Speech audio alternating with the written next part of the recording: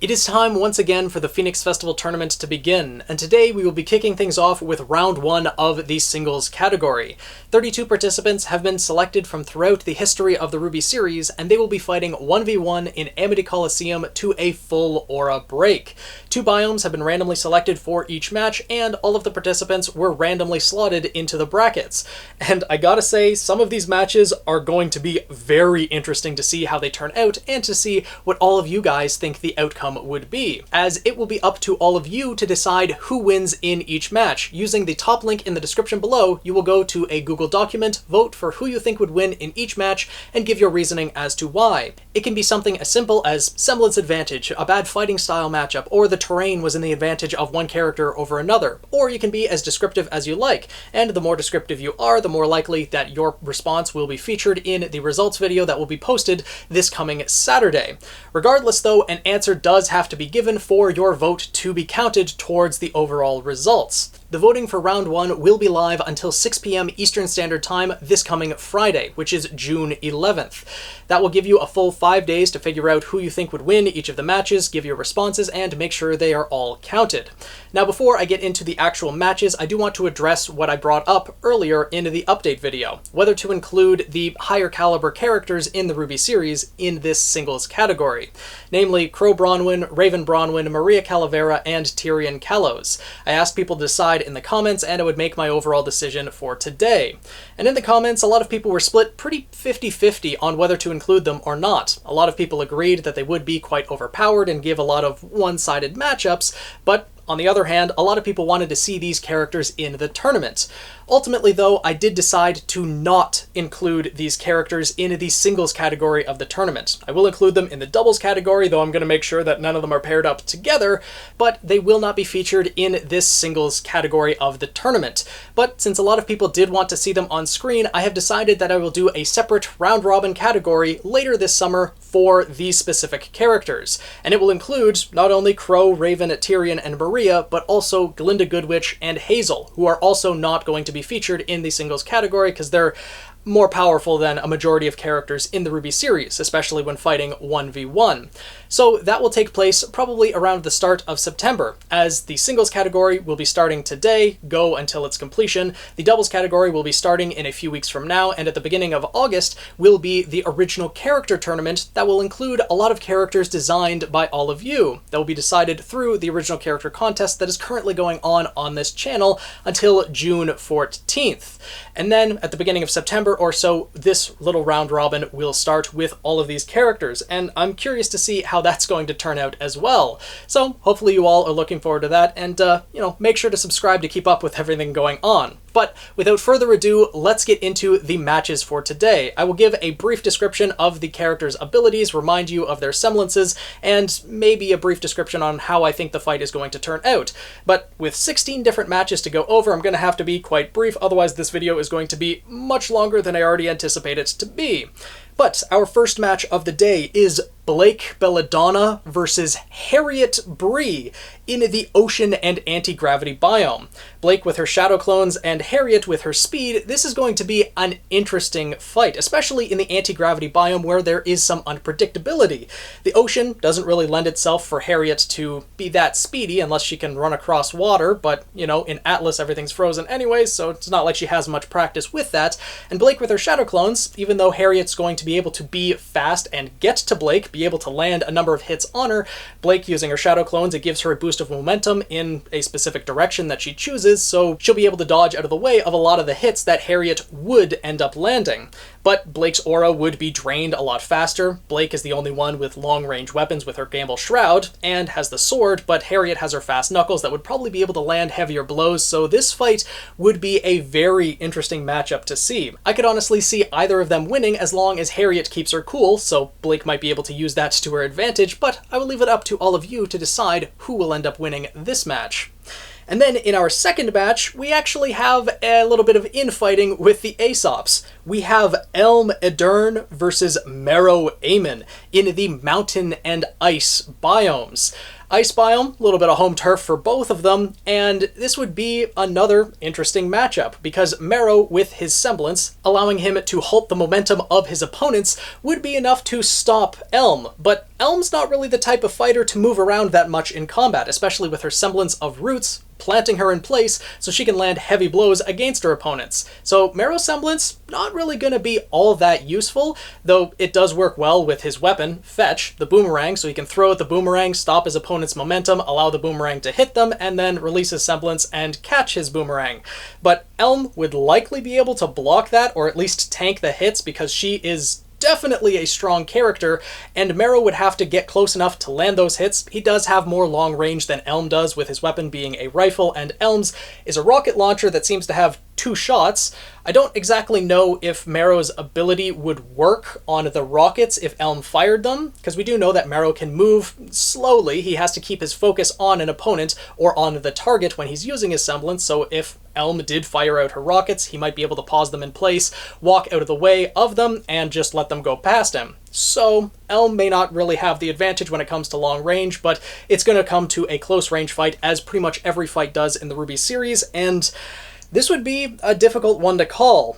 Either Elm would land a very hard hit against Marrow and be able to break his aura that way, or Marrow will be fast enough to land enough hits against Elm to break her aura first. Though I think the likelihood might be that Elm would land one good hit against Marrow before Marrow can land enough hits to break Elm's aura. But, you know, let me know what you guys think down in the comments below and through the voting.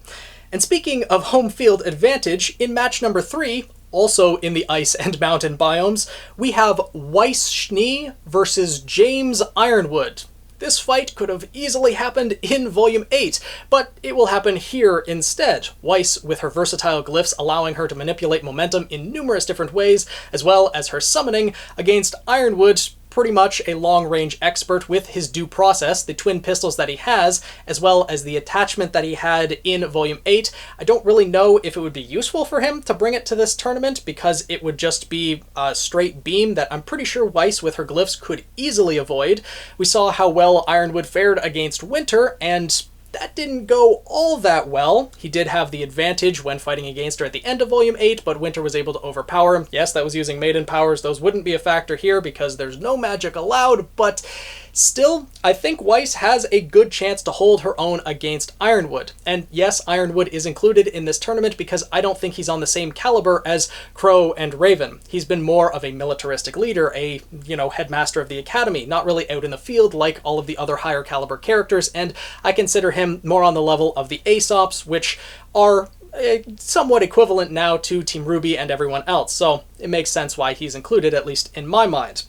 So for this fight, I could see it going either way. I do think Ironwood has the slight advantage, but Weiss could easily pull out the victory as well if she is able to get off one of her summons, either her Armagigas or her Queen Lancer, or even the Borbatusk. That would give her a huge advantage, and even though Ironwood has the maneuverability with his due process and the gravity bullets that he has, it would be a difficult fight for him to win, and if he can avoid Weiss getting off one of her summons, then he might have more of an advantage, but Weiss also has all of the dust, so this could be a coin toss as well. Let me know what your guys' thoughts are down in the comments below. And then in our 4th match, we have a couple characters that, haven't really been featured on screen that much, and our first one, a character that we will probably never see on screen again. We have Rhodes, the huntsman that trained Cinder how to fight, versus Yatsuhashi Daichi in the mountain and savanna biomes. I don't really think the biomes are going to play that much of a factor in this fight, and it's going to be a straight-up brawl.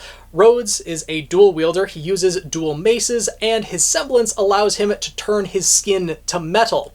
Now, Yatsuhashi, with his semblance of memory wiping, could easily interfere with Rhodes' memory, though, he has to make physical contact for that to work, and, with Rhodes having his semblance, Yatsuhashi might have the advantage there. Unless, of course, his metal skin can block the transfer or the activation of Yatsuhashi's semblance. That's something we don't exactly know, but it is likely that Yatsuhashi would be able to make contact with him at some point, though Yatsuhashi doesn't like using his semblance, so it would pretty much come down to a straight-up brawl.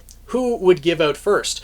Rhodes' iron skin or Yatsuhashi's stamina? Because Yatsuhashi hits hard, probably harder than any other character in the RWBY series, in my opinion. And yes, I'm including Hazel in that. Yatsuhashi destroyed an entire biome with a single swing, so you know, Yatsuhashi hits quite hard. Rhodes would not want to take a hit from that, so I think Yatsuhashi might have the advantage here given how strong his hits are. He would just have to land them first. But if he missed, Rhodes would probably be able to land a number of hits against him and could win that way as well. Another match that's fairly well balanced in my opinion. But moving on to the fifth match of the day, we have Winter Schnee versus Yang Xiaolong in the Desert and Savannah biome.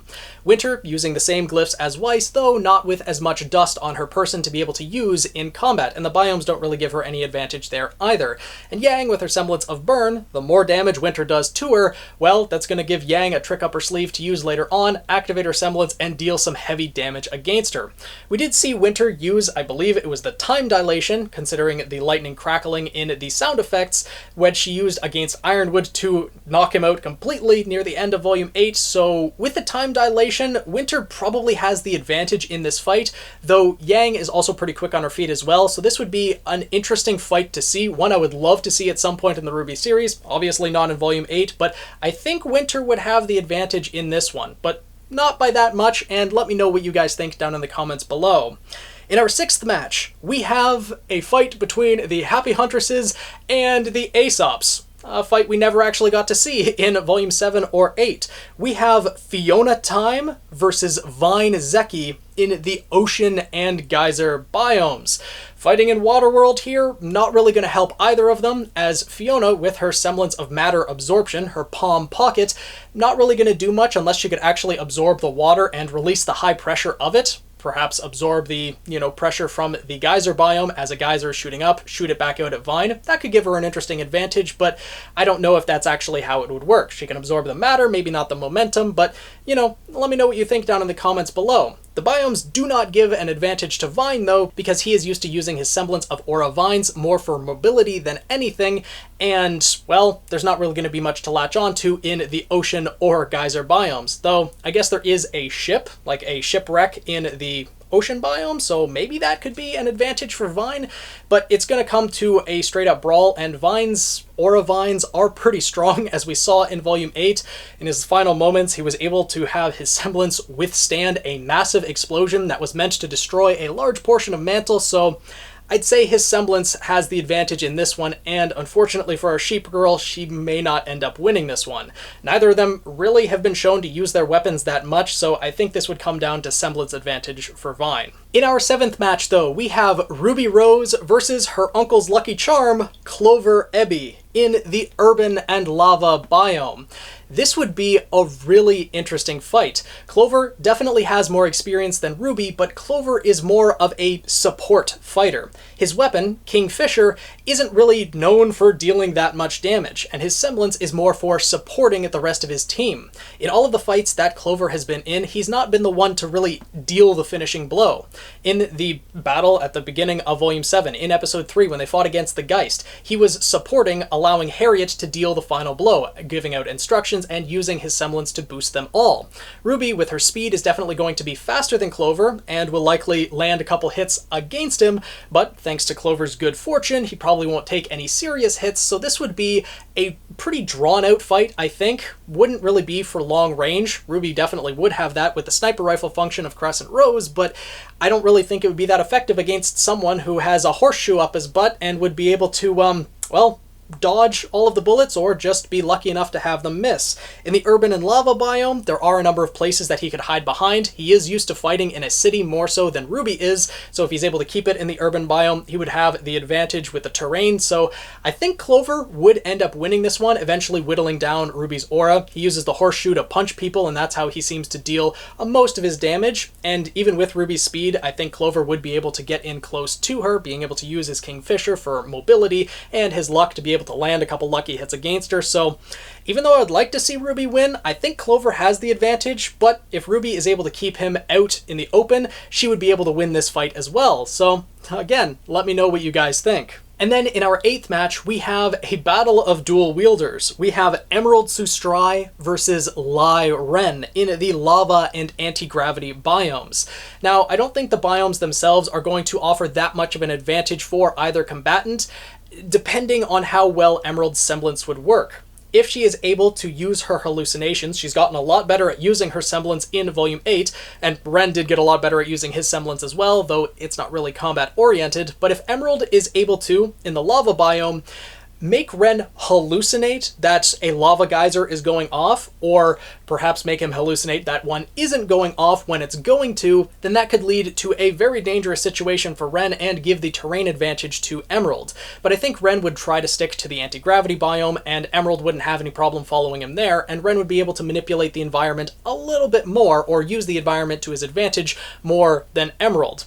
As Nora said back in Volume 3, Ren's practically a ninja, so he'd be at home with the changing environment and be able to maneuver around quite easily in the anti-gravity biome. Emerald would be too, though I think Ren would be a little bit faster, and long range, they seem to have similar capabilities, though Emerald with her chain sickles, if she gets a hold of Ren's ankle or something like that, she'd be able to slam him to the ground, so I think Emerald might have the advantage in this one, though not by very much. Ren could easily win this as well. It's just Emerald's hallucinations are a lot to overcome, especially since she's improved upon it in Volume 8. Moving on to our 9th match, though, we have a little bit of a team infighting, and partners no less. This is a fight that I don't really want to see happen in the RWBY series, because I don't want to imagine a situation where it would arise, but we have Fox Alistair versus Coco Adele in the lava and mountain biomes.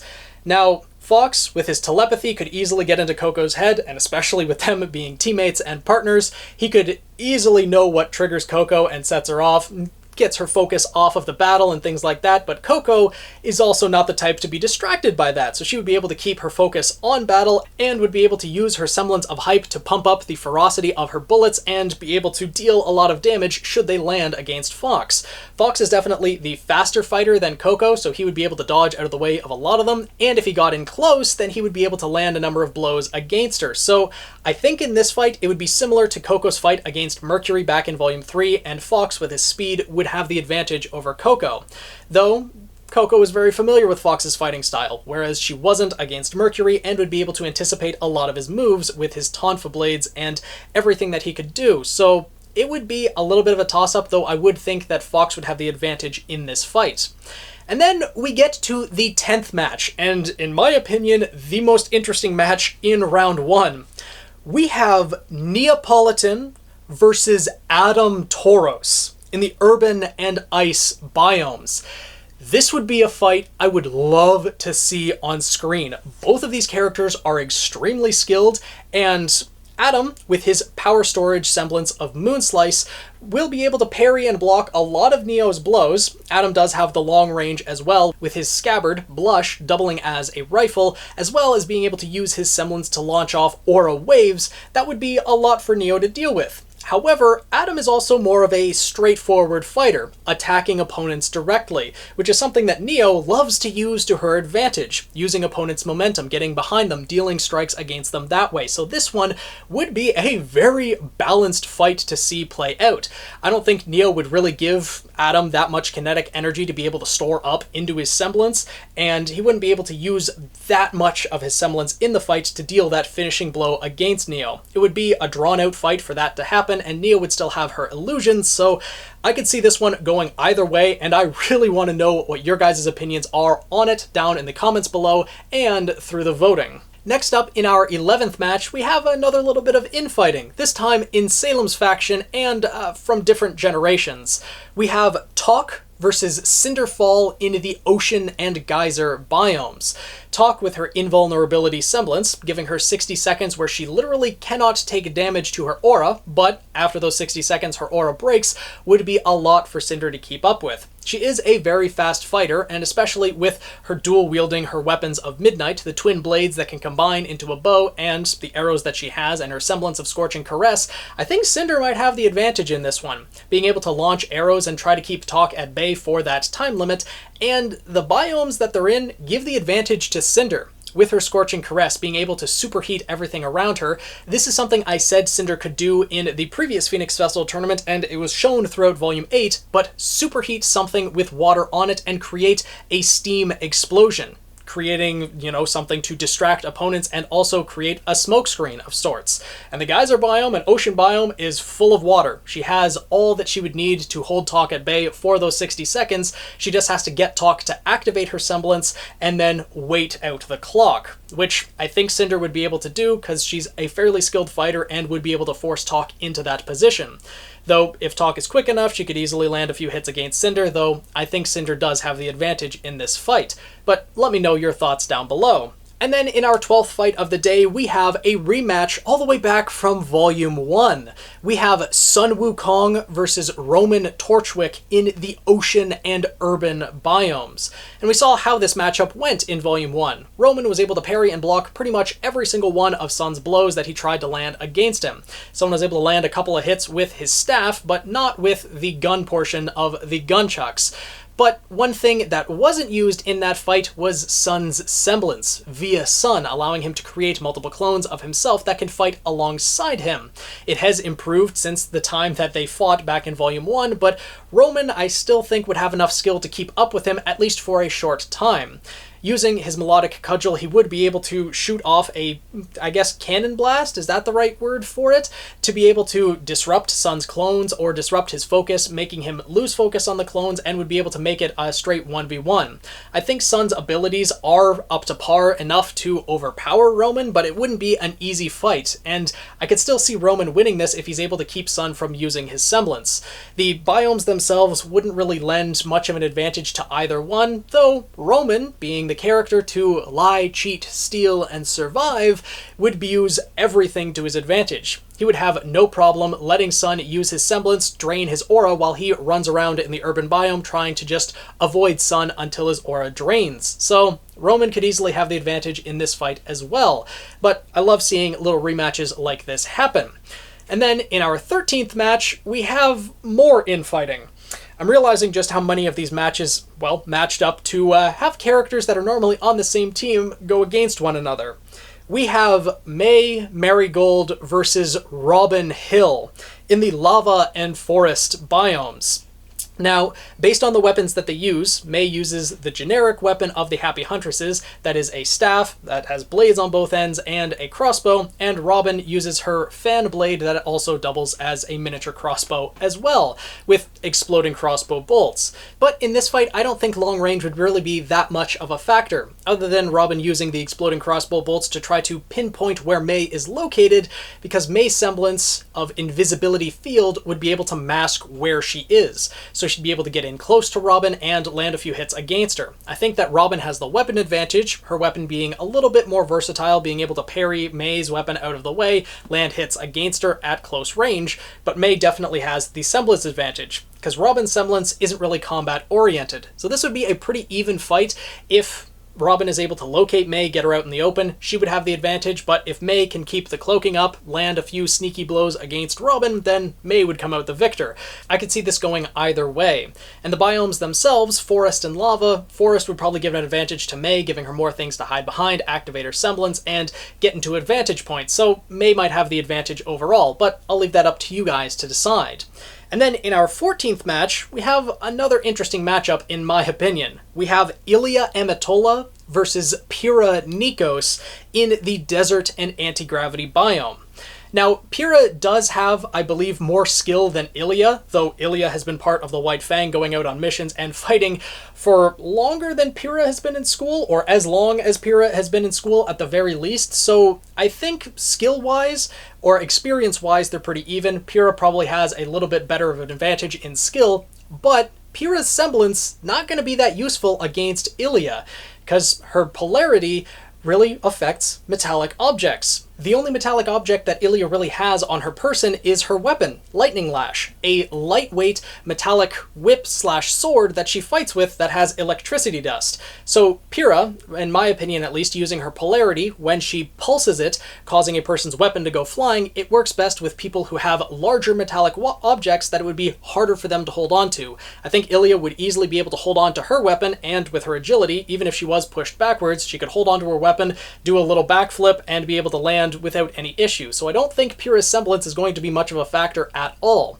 Ilia also has her faunus trait. Being a chameleon faunus, she can mask herself in her surroundings. Of course, not as well as May Marigold with her invisibility field, but if she gets into a position where she can mask herself, it could be difficult for Pyrrha to locate her if she loses sight of her. With them fighting in the desert and anti-gravity biomes, though, probably not so much. There wouldn't be that many places for her to hide. Unless she got into the desert biome, was able to cloak herself with the sand, or at least the color of the sand, making it difficult for Pyrrha to pinpoint her, I think that Ilia could have a pretty good advantage at that point.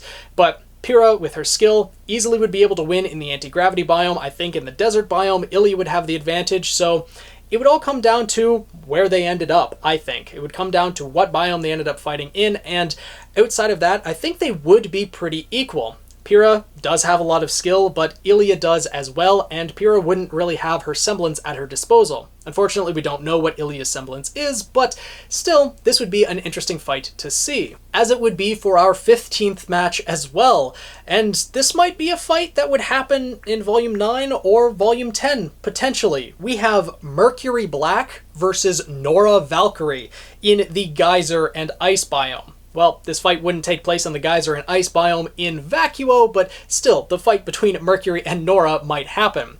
With Nora being able to charge herself up with electricity and make herself that much stronger, she would be able to land some very heavy blows against Mercury. And although Mercury doesn't have his semblance, he is very fast on his feet, especially using the wind dust that is in his Talaria, the boots that he has. He would be able to dart around the battlefield and probably avoid a large majority of Nora's strikes. Nora does have some long-range capabilities with the grenade launcher function of her Magdhild, and that could disrupt Mercury, but Mercury could create the wind dust tornado that he did against Yang and bring that down on Nora, so this would be an interesting matchup to see. I honestly think Mercury has the advantage here with his speed. Nora is definitely more of the hit harder, not faster type of fighter, whereas Mercury is a much faster fighter, and still hits pretty hard at that, especially with metal legs, so this would be a pretty difficult fight for Nora to win. She definitely has a chance, but I think Mercury would have this one. And then in our final match of the day, we have Velvet Scarlatina versus Jeanne Arc in the Lava and Savannah biomes. Velvet, with her versatility and her Anisadora, giving her access to any weapon that she has a picture of, which she'd be able to have a picture of pretty much every weapon she'd want to in this tournament, and her photographic memory, being able to use it exactly as the original owner of the weapon would, gives her so much versatility that it would be difficult for Jeanne to keep up with. However, Jeanne has gone through a lot in the last 8 volumes. We saw in Volume 8 how well he's able to take control and handle himself in a number of different situations, under stress and with opponents coming after him. So I think he would be able to put up a very good fight against Velvet, and with Velvet using all of the weapons being hard light, there would be opportunities while she's either switching between weapons or when her weapon fades away where Jeanne would be able to land hits against her with his Crocea Moors. But this is also a battle of, I guess, hard light dust, if we're being honest, because Jeanne has the hard light functions of his shield. And although we didn't see it in volumes 7 and 8, I do think that if Jeanne got out the greatsword function of his Crocea Moors, putting the sword in the scabbard and having it extend the blades out at the side, it would have the hard light dust on that as well, which would add just an extra layer of reach, I guess, and strength, danger to his weapon. It would be an interesting fight to see. I do think that Velvet, with her speed and being able to choose the right weapons for her opponent, would be able to get the jump on Jeanne more often than Jeanne getting the jump on Velvet, and I do think Velvet would have the advantage here, but Jeanne has really come a long way as a fighter, and especially with the extra equipment that he picked up in Volume 8, that extra little shields, he would have that in the fight, and also the gravity dust, so whenever Velvet got close, he could just pulse the gravity dust, push Velvet away, and be able to get some advantage that way. So Jeanne is not going to be counted out right away. I do think that Velvet might have a few more opportunities than Jeanne, but Jeanne could easily win this as well. So many of these matches could go either way, in my opinion, and I am really curious to see what all of you guys think, both in the comments down below and through the voting. This video was a very long one, given that there was 16 different fights to cover, as well as the brief introduction to the tournament as a whole, but hopefully everyone who has watched all the way through enjoyed the different breakdowns of the matches and will enjoy the matches to come in the future. If you are still watching this, thank you so much. I really appreciate that, because these videos and analyses and setting up the tournament as a whole do take a lot of time, and I really do appreciate the support. Hopefully you guys will enjoy all of the future videos to come for the Phoenix Festival Tournament, other RWBY theories and content, and if you guys want to keep up with everything going on, make sure to subscribe and join the Guild of the Eternal Flame. Tweet me at PhoenixKnight7, and I will see you guys in the next video.